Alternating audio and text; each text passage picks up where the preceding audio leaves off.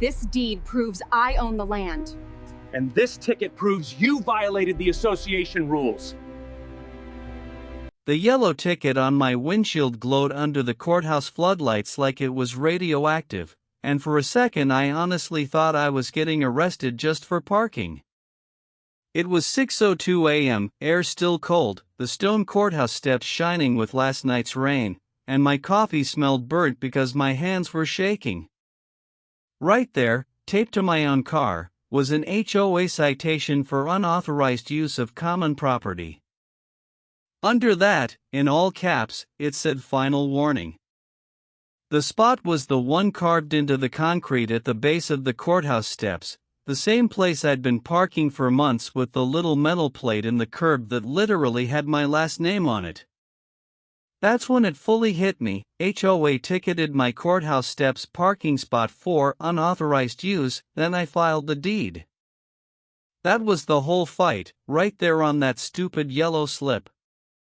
I marched across the street to our building, ticket in one hand, coffee in the other, still smelling wet asphalt as I buzzed the HOA office.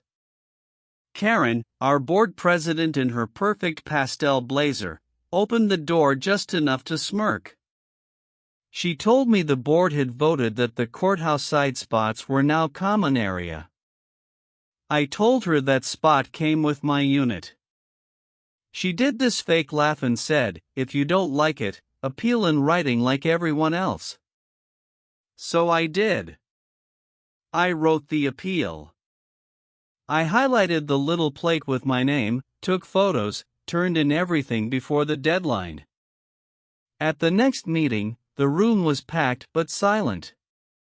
Neighbors stared at the floor while Karen read my appeal like it was a bad joke. She announced the ticket stood and any further abuse would result in towing at my expense for at least $150. When I stood up and asked who gave them power over courthouse property, she banged her gavel on the folding table and said, "That concludes this item."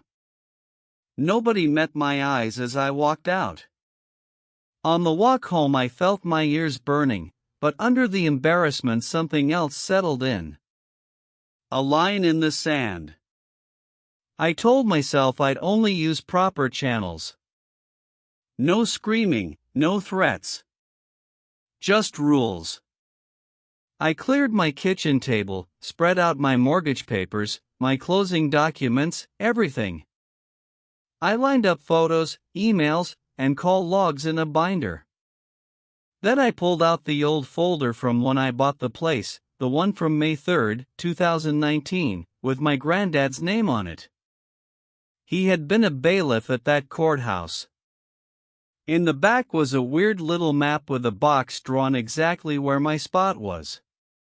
When I went to the county records office the next day, the clerk printed everything tied to my parcel. When she came back, she dropped it on the counter and said, "You weren't kidding." The file landed with 63 pages.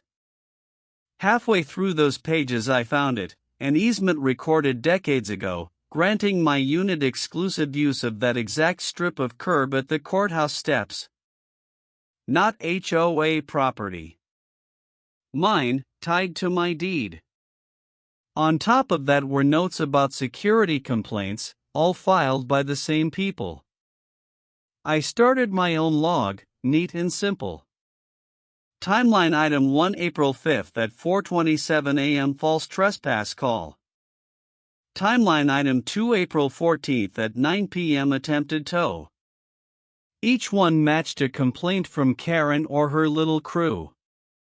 I sat there, highlighter in hand, and whispered the law line I found online like a spell: patterns of false reports can be prosecuted.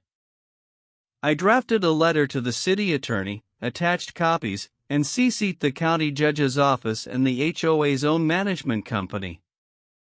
The real trap was simple and boring, the way good traps are. The city scheduled a hearing in the courthouse on June 10 at 10 a.m. On the notice, they listed the disputed parking easement as part of the agenda.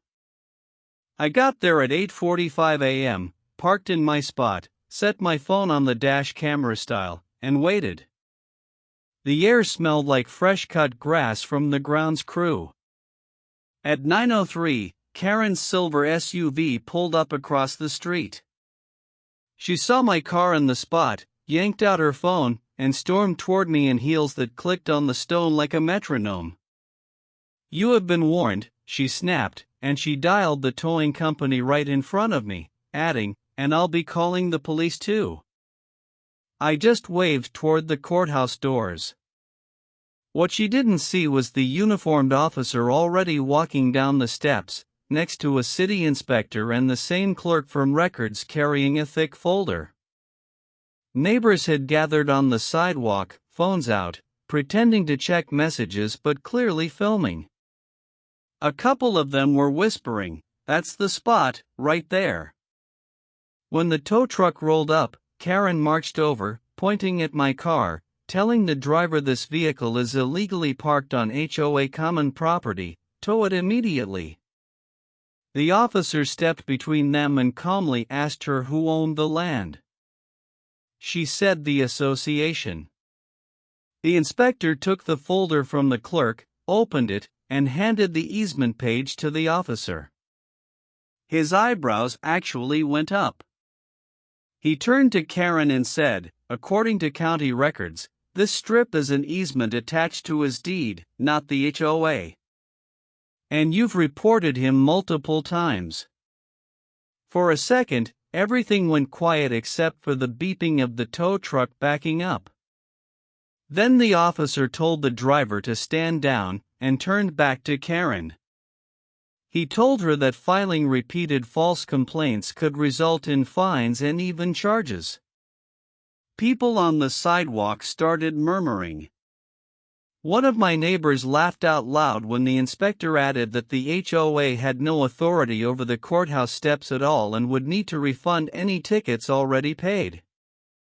Someone whispered, "Oh, she is done," and phones came up higher.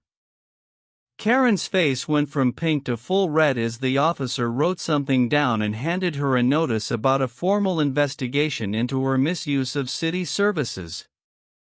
Inside, the hearing was quick.